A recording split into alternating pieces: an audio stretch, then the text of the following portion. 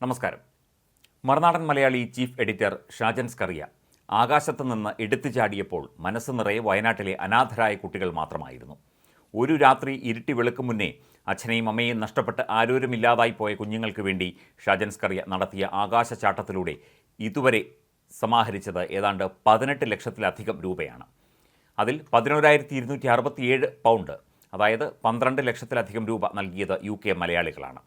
6.5 ലക്ഷത്തോളം രൂപയാണ് മറുനാടൻ വഴി ഇപ്പോൾ സമാഹരിച്ചിരിക്കുന്നത്.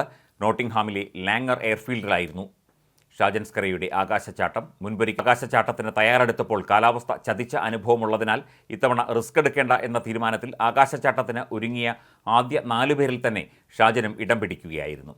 വരും ദിവസങ്ങളിൽ നാട്ടിലേക്ക് മടങ്ങാൻ ഉള്ളതിനാൽ സ്കൈ ഡൈവിംഗ് റീഷെഡ്യൂൾ ചെയ്താൽ ഇത്തവണയും ആകാശചാട്ടം മാറ്റിവെക്കേണ്ടി വരുമോ എന്ന ആശങ്കയായിരുന്നു ഷാജൻ സ്കറിയ ആദ്യ വിമാനത്തിൽ തന്നെ ചാടിക്കയറാൻ കാരണം.